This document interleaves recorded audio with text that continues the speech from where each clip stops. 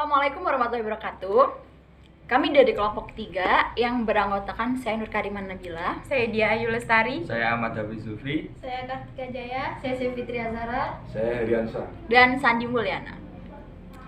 Kami di sini akan mempresentasikan hasil kerja kelompok kami tentang karya ilmiah yang akan dijelaskan oleh rekan-rekan saya. Saya akan menjelaskan pengertian karya ilmiah. Karya ilmiah adalah laporan tertulis dan terterbitkan yang memaparkan hasil penelitian atau pengkajian yang telah dilakukan oleh seseorang atau sebuah tim dengan memenuhi kaidah dan etika keilmuan yang dikukuhkan dan ditaati oleh masyarakat keilmuan. Karya ilmiah adalah tulisan yang berisikan ilmu, pengetahuan dan kebenaran ilmiah yang disusun oleh sistematik menurut metode penulisan ilmiah dengan menggunakan ragam bahasa resmi. Karya ilmiah merupakan laporan ilmiah yang dapat berupa laporan kajian dan penelitian. Karya ilmiah dibuat untuk kepentingan pengembangan ilmu pengetahuan dan bentuknya dapat berupa makalah, skripsi, dan laporan penelitian. Karya ilmiah merupakan karya tulis yang isinya berusaha memaparkan suatu pembahasan ilmiah yang dilakukan seseorang oleh penulisan atau penelitian. Tujuan untuk memberitahukan suatu hal secara logis dan sistematik kepada para pembaca. Pengklarifikasikan karya menurut bobot isinya atas 3 jenis, yaitu karangan ilmiah, makalah, laporan, skripsi, tesis, disertai karangan semi ilmiah atau ilmiah populer. Karangan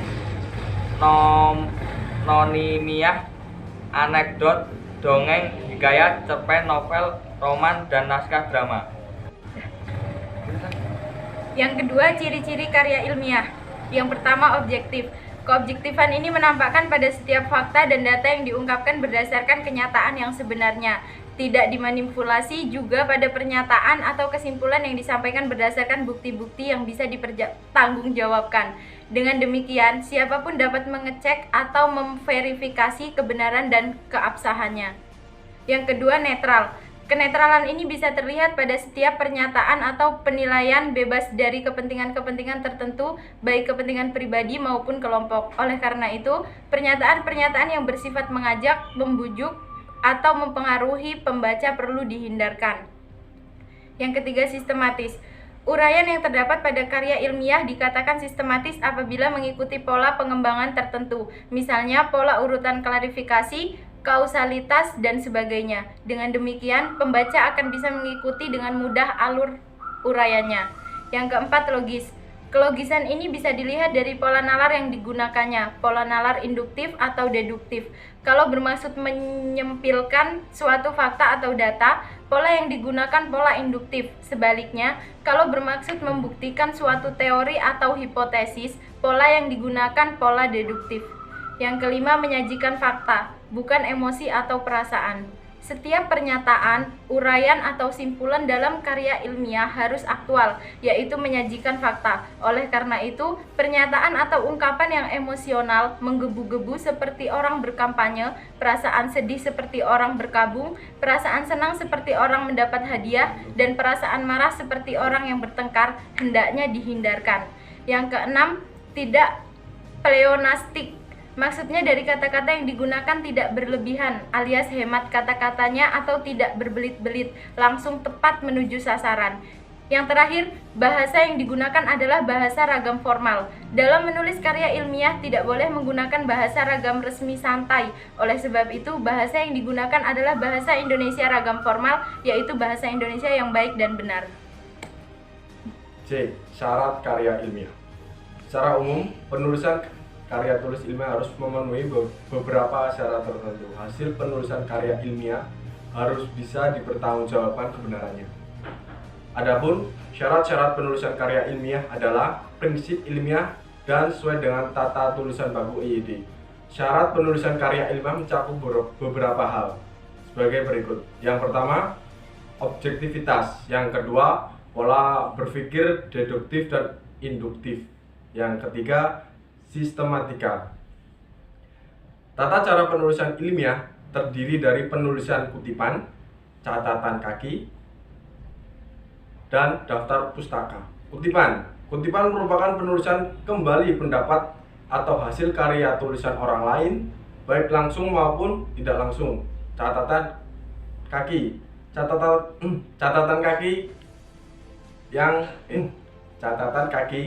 yang keterangan-keterangan atas teks karangan yang ditempatkan pada kaki halaman karangan yang bersangkutan.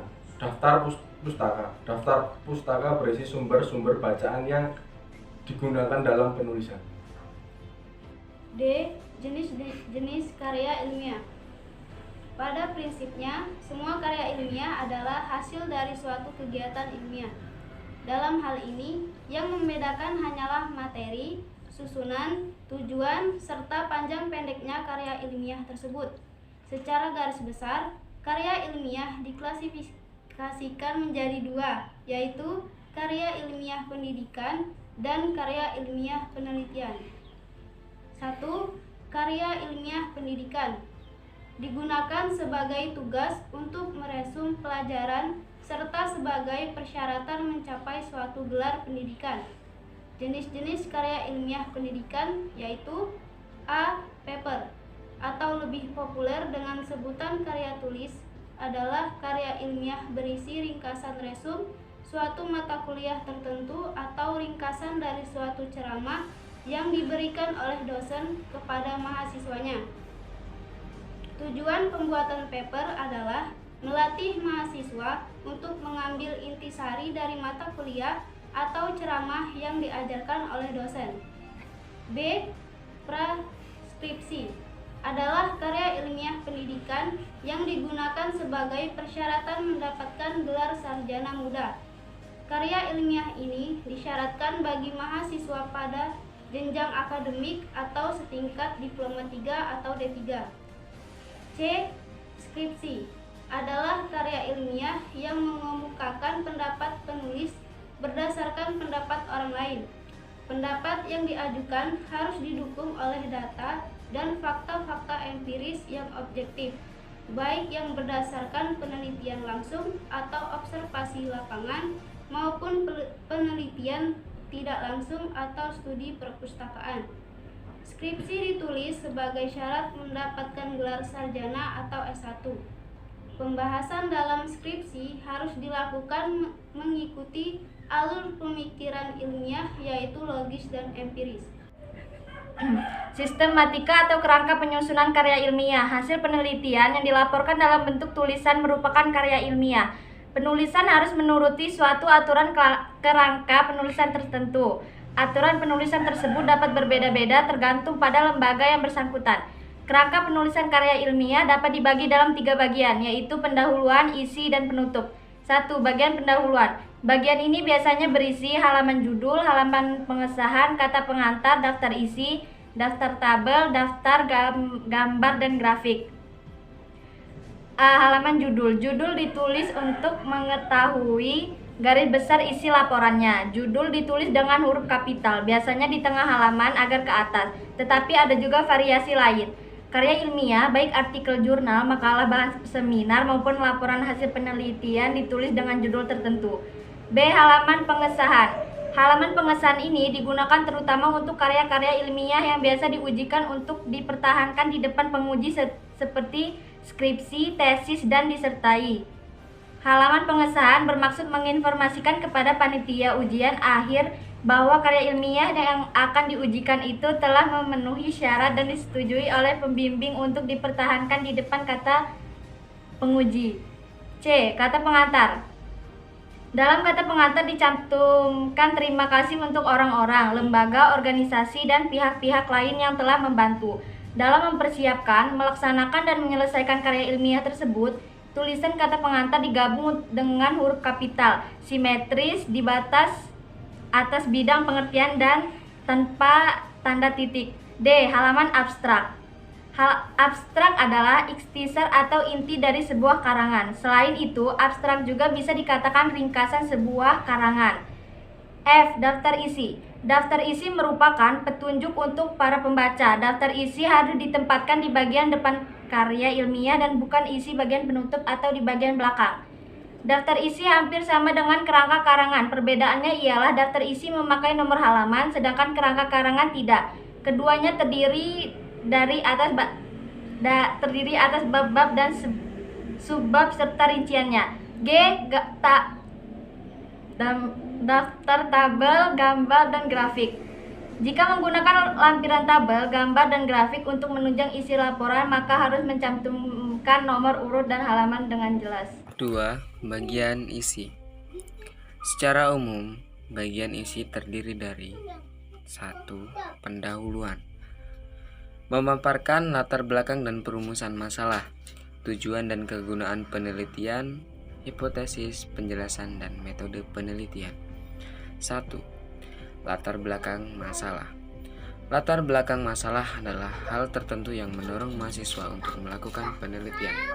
Pengungkapan latar belakang masalah harus berurutan dan dari hal-hal bersifat umum sampai hal-hal yang bersifat khusus. 2. Rumusan masalah. Rumusan masalah ditulis untuk menspesifikasikan masalah yang akan dibahas dalam karya tulis. Masalah yang dirumuskan harus merupakan hasil penspesifikasian atau pengkhususan masalah utama yang harus dijawab pada bab kesimpulan. 3. Tujuan dan manfaat penelitian. Tujuan dan manfaat selalu ada dalam penelitian. Tujuan penelitian biasanya untuk mengetahui sebuah atau sejumlah fenomena tertentu.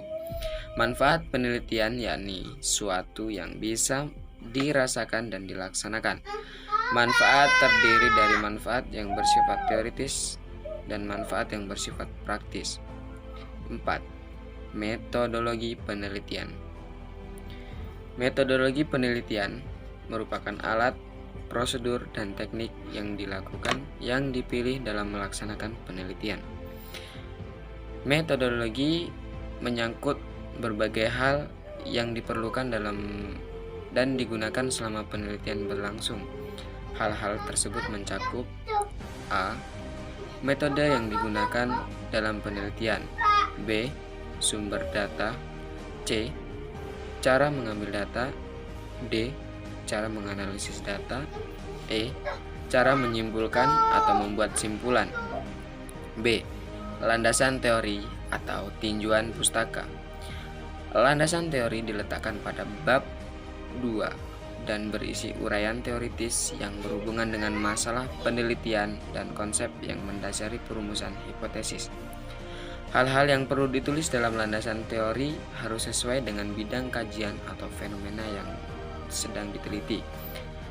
Agar tidak salah dalam memasukkan teori, kita harus berpedoman pada judul, topik, masalah, kerangka berpikir, dan atau pada variabel-variabel penelitian. Bagi yang penelitiannya terdiri atas beberapa variabel. Dalam penelitian diperlukan dua landasan, yaitu teoritis dan metodologis. 1. Kerangka teoritis adalah teori yang digunakan untuk membangun kerangka kerja penelitian. 2. Metodologis ialah hal ihwal yang berkaitan dengan desain penelitian, termasuk langkah-langkah pengumpulan dan pengolahan data dengan berbagai alasannya. C. Hasil penelitian menguraikan pengolahan dan analisis data serta penafsiran hal analisis data. Karya ilmiah, artikel dan makalah, bahan seminar maupun laporan hasil penelitian memuat hasil dan pembahasan. Dalam artikel dan makalah, hasil dan pembahasan dapat berbentuk bab maupun tidak dalam bentuk bab, tapi biasanya dalam bentuk bab. Dalam bagian hasil penelitian diuraikan apa saja hasil penelitian yang mencakup semua aspek yang terkait dalam penelitian. Hal eksperimen atau survei Hal eksperimen atau survei atau rancangan bangun beserta analisisnya dan pembahasannya dapat disajikan secara bersama-sama atau secara terpisah berupa uraian, tabel, dan gambar. Data yang dilaporkan sudah harus berbentuk data terolah, bukan data mentah. D. Kesimpulan dan saran. Menguraikan keseluruhan hasil penelitian. Mengulas hasil penafsiran yang dirujukan kepada landasan teori yang digunakan, kemudian dikemukakan beberapa saran. Sekian presentasi dari kelompok kami. Kurang lebihnya kami mohon maaf. Kami akhiri. Wassalamualaikum warahmatullahi wabarakatuh. Waalaikumsalam.